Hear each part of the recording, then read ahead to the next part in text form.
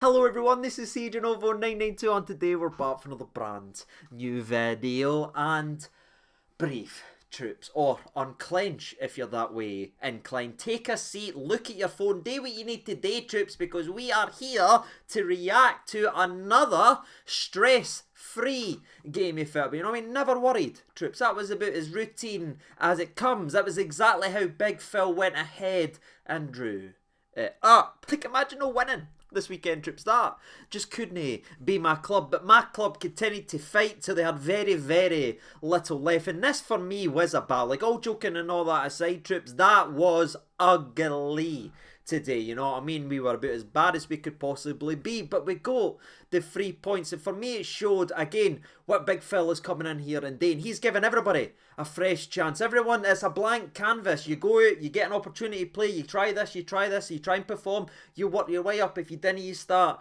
coming away, and again, it's never going to be a perfect scenario with Big Phil coming in here and everyone's going to be back playing phenomenally well or anything like that. That's no what it's going to be. What the day was, though, troops, was a bit of an eye-opener to a boss, to a couple players who cannot play together, because we aren't playing, we are man doing for the majority of that game. We were playing with two men, and I just want to shout out the substitutions that actually happened as well. Danilo coming on for Dessers. We love to see it. And Danny, look, you scored a heater, son, and never broke your face. That, for me, is progress. Shout out Batman. It just shows you, troops, whenever you're in trouble, you throw a light up in the sky for a guy wearing a mask, and 9 times out of 10 the vigilante will arrive. And that's exactly what happened as Rangers went ahead and gave Hearts a wee bit of the old Jim Goodwin. Another substitution, of course, was Ryan Jack on for Sam Lammers. Now, that on paper might sound absolutely mental, but can I just say it was nice having 11 versus 11 after that point, because Sam Lammers and Dessers,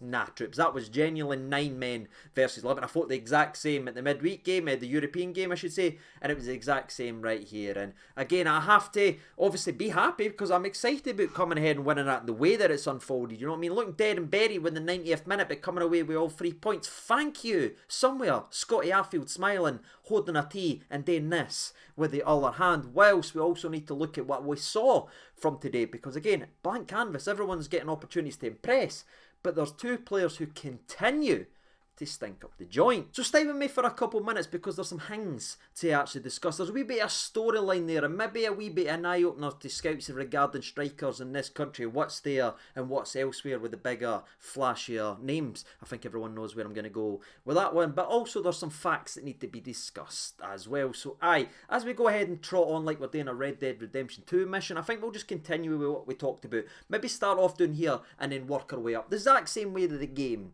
actually unfolded, because I need to talk about both Sam Lammers and Dessers, troops. Both of them were substituted off in the game. 2 of them were badly needed to be subbed off. The only other substitution that happened that wasn't a tactical tweak or anything like that was obviously Cantwell coming off, who's building his way back up to fitness. But they were the 2 biggest glaring weaknesses in this Rangers side, and I'm sure if you watch the game of football you will agree with that fact, because it wasn't as if they were bad or anything. They were stinking. It looked like we were playing with 9 men, and I didn't want to sit here and says, I would love to get behind their corner and sing this and sing that and dance and say they're sensational or anything like that. But I talked about both of them being a gamble, especially Sam Lammers. And Lammers frustrates me more than Dessers, believe it or not, right? Because yes, Dessers missed a yard out again, but the guy's getting into the positions. I don't know if he's the most unluckiest human being or he's absolutely barking. I'm kind of floating in between both of them, and I want him to be a success because I see what he puts in and at least he throws himself about. But Sam Lammers drives me mental, troops, and I know yous let me know in the comment section he's like him better than Dessers, and I know he was good for 1.5 pre-season game, and he's got long cool hair and he does this a lot like he's Dolph Ziggler, but for me it's just not enough to justify his place continually in the starting 11. And this for me is something that Big Phil talked about, you know what I mean, because everybody's came in, they've all got a fresh start on this blank canvas to either do well or do bad. Everyone's came in, and I'm fine with that, the likes of Scott Wright, because they're all getting their chance to show what they've got. But for me there is one player who's continually shown he is not up to the task so far, and that is Sam Lammers, because he's such a glaring weakness now. It is embarrassing, and it's no surprise to me when you got them 2 off the park. I know Danilo came on at half time, but it then took another substitution of Lammers that we looked like a football team over the last 12 minutes in this game. Just look at what happened. Take your thoughts and opinions and your feelings away. Look what happened.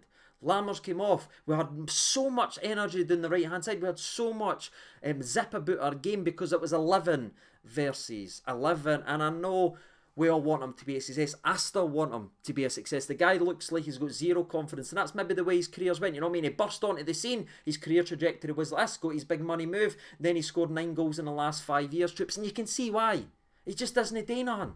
You know what I mean? He's caught in a boot, doing nothing at all. You know what I mean? He's on the right hand side, but he doesn't help out in the wings. He doesn't combine with Tav. He doesn't back up and help Tav. He drops into the centre sometimes, but is he helping the midfield out? No, I didn't see it. And do you see him go up and actually attack and influence the game going forward? Besides the odd turn here every 25 minutes with a left-footed pass, he doesn't do nothing. And that's what I really want the new gaffer to actually identify, because if there's one player that needs to be dropped out the starting 11 for the next game, it has to be Sam Lammers, because it's painful and everybody can see that it's just no working. Maybe building him up last 15 minutes, get him up. That way there's certainly talent there, but it's no translating to onto the park. And we well and truly got away with this today, or everyone's mood could have been a hell of a lot worse and they'd have been vicious. So just because 2 other players stepped up and ripped us away from the fire doesn't mean we can bury our head in the sands and pretend there isn't 2 glaring weaknesses in that 11. So that's my thoughts and opinions on both of them, troops. I've addressed the issue. They are glaring weaknesses. I mean, both Sam Lammers and Dessers, if they had tried to shoot Tupac would be celebrating his 53rd birthday in just a couple months' time. We need to identify and sort that out. I can see glimpses with Dessers. I see something. I don't know what it actually is. Maybe I'm being blind, but Lammers is driving me mental, and the last 15-20 minutes of that game showed why. Because the second he came off, we actually had not only a right hand side, but we had another body into the actual box. So that's where my frustrations lie. But again, the best thing you could say, or the nicest thing you could say, is for the majority of the game they were on the park. They were one of the 2 only weak links in the squad, because everyone was poor, right? Because you look at it yesterday, obviously Celtic dropped points. We came into this game and we conceded in the opening 5 minutes, and I'm sitting here going saying, oh well, I've seen this before. Kilmarnock, Hibs, Motherwell obviously been 2-0 up, bottling that when we dropped points. I'm saying no fricking way. But it was the manner and the way we were playing. Just nobody was really stepping up and grabbing the game by the scruff of the neck. Seema was probably the only one that was really trying in the opening 45 minutes and was getting the balls in the mixer, but everyone, including the next man we need to speak about, Tavernier. And I feel like I need to give Tavernier a bit of a roasting, but then also give him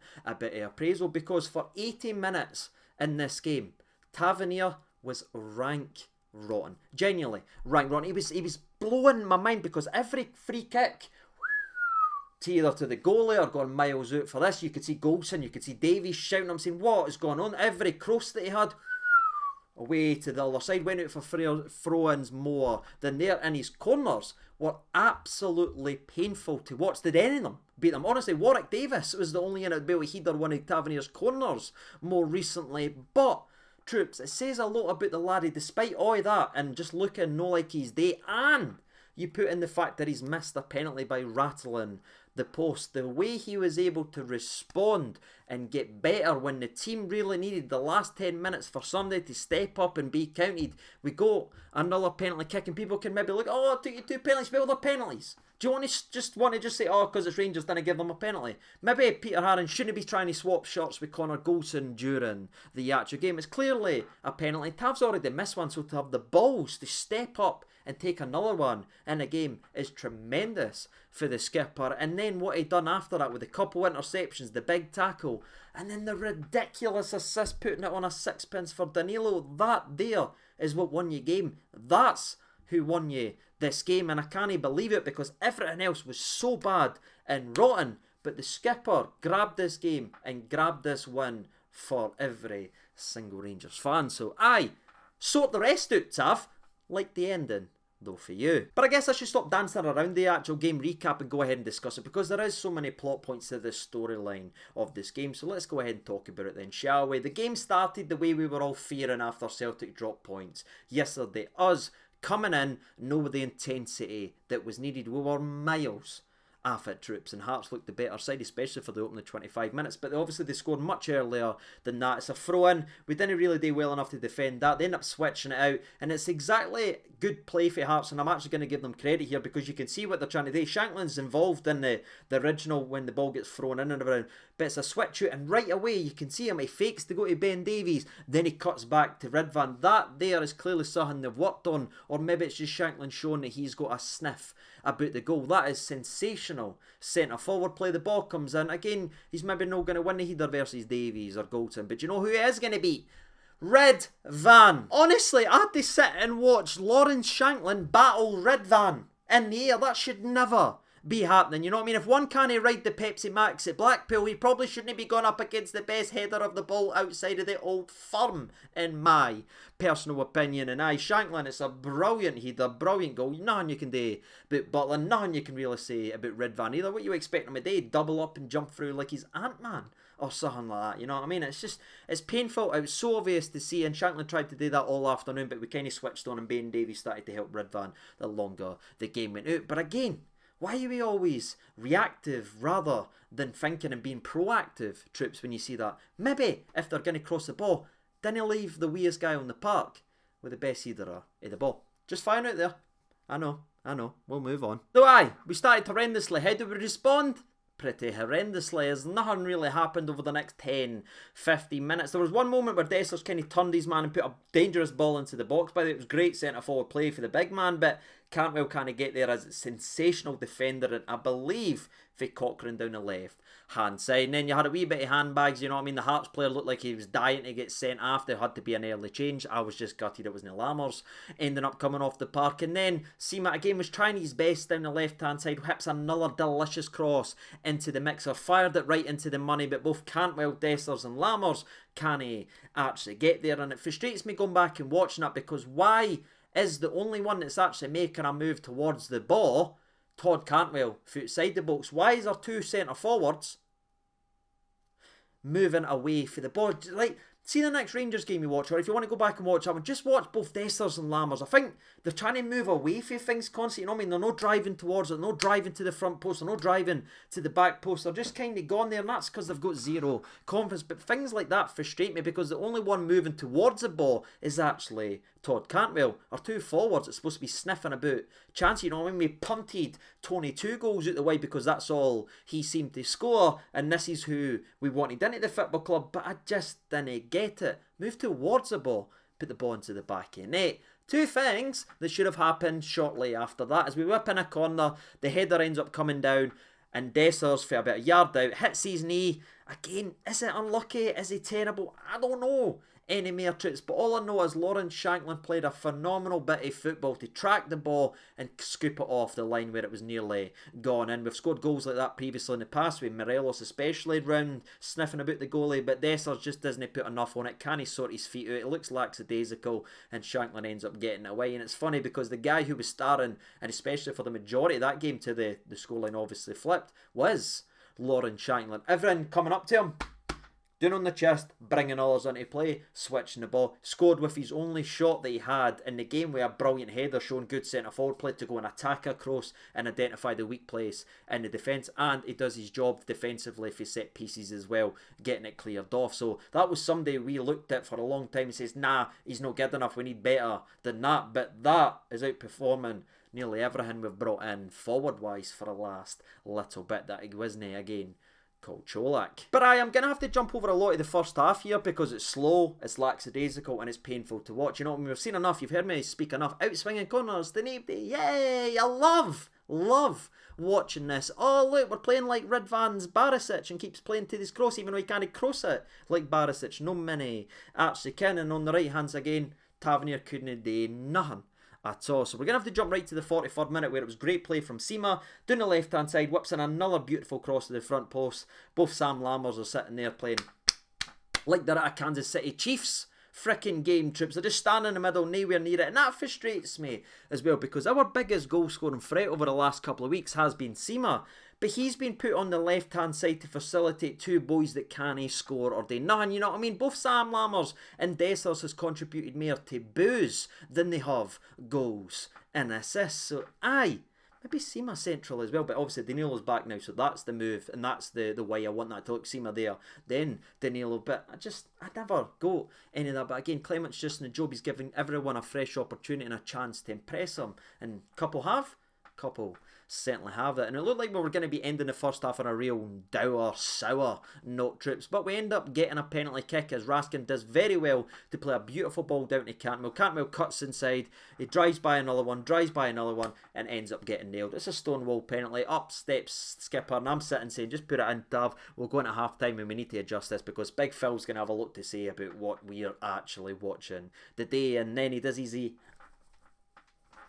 Look, we run up and it's absolutely horrendous and it hits the post. And aye, the echoes of boos were firing about the place and it was deserved because the first half was simply pathetic. So into the second half we go again. I'm going to jump over the Lammer shot because you're going to see it on social media. There's no point in me going into more detail about it. It was horrific, right? Into the second half we go and we created a couple of opportunities. Again, Hearts were well and truly parking the bus, which is very unlike Hearts. I feel like if Hearts played more like they normally do versus us, especially with that 1-0 lead the way we were playing, I think they could have really hurt us, especially in that first 45 minutes. But that was a change in mentality that I think the fans will be frustrated about because they just parked the bus and that was it for the rest of the game. They never offered anything going forward, and that's very unlike Hearts, especially against us. Usually they fight and they get stuck in, but it was none. It was pathetic. It was Kilmarnock pyjamas-esque, and we were battling. A couple of wee ricochets. It goes down to Ridvan on the left-hand side, whips in a beautiful ball for Sam Lammers.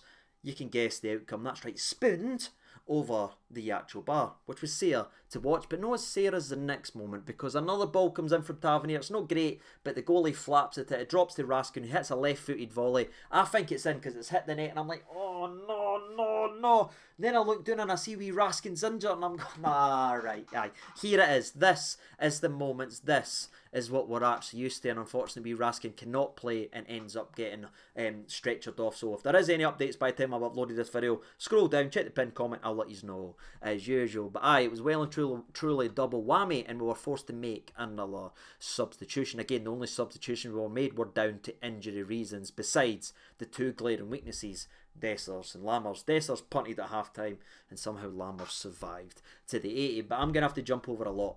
So let's just rip up because the only unit was really trying in the middle of the part and was willing to have the balls to have a shot was Lunny. And again, they weren't great. They were on target. They won us a couple of set pieces, but we wasted them with outswingers. But that's not his fault, you know what I mean? So I don't know where he sit with Lunny today, but at least I saw someone that was willing to take the ball in a tight area, drive towards the box, and was actually willing to have a shot despite the atmosphere being what it was, despite the boos in the air. The one guy that had a bit of cojones to have a shot for range was our boy John Lundstrom. But I'm going to have to jump right to the moments you know what's coming. Right, another terrible set piece comes in, but Peter Harron again is swapping shots with Connor Goldson. It's horrific, troops. It's clearly a penalty kick, and you know what I mean? They noticed it right away. As soon as the referee ran right over to the VAR and he had a look at it, man, well, that's quite clearly a penalty. Up steps the skipper, and I don't know about you, but did you say he's just going to hit it down the middle as well? Because that's exactly what I thought, troops. Because if you've missed in a game, if you ever took another penalty in a game, you always go down the middle. So I was like, oh no,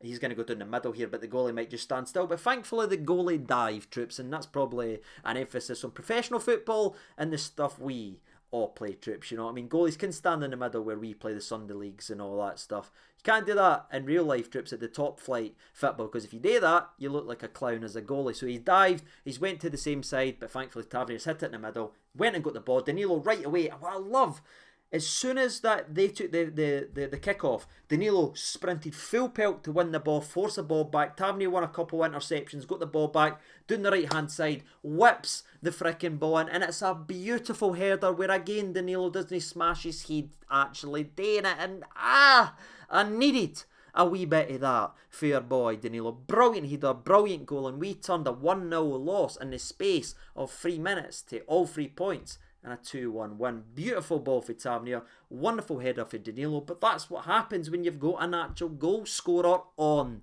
the park. I know he's building his way up to fitness, but we can't afford to play with 9 men anymore. Let's play the good players. Let's play the players that actually do inject something to this team. And for me, that has to be Danilo. The guy certainly deserves all the plaudits he's going to get. But then you forget about the skipper as well. Horrific for the majority. But the moments we needed him to step up towards the end, he was certainly big enough to actually take it. I didn't see too many other people going up and asking for the penalty. Did you, troops? No, there was only one man, and that was the skipper. So aye, we ended up turning it a horrific game, a horrific performance. All joking that side, it simply wasn't good enough. But it is a wee timely reminder that we aren't just fixed like this. It's going to take a little bit of time. So stick with the squad, stick with Phil Clement. Let's build towards something. The man's churning out results. But aye, blank canvas or no, Phil, there's boys that's failing us and failing you. Dinna make the same mistakes as previous. Dinna keep rewarding them with games, but knowing this guy's career, he will need troops, so I expect that change to be made very, very soon. But that's it. That's my thoughts and opinions. My man of the match, Seema deserves a wee bit of mention as well. By the way, Butland was pretty much a spectator during the game. Lunny was good for me. Tavernier obviously going to win the plaudits, but he was horrendous for the rest of it. And Danilo does what a striker subbed on does. Scores a goal. What about you? Who stood out to you? What did you see in that game? Let me know down in the comments section below. And as always, I've been Siege Over 92. Thank you so much for watching. All the best and bye-bye.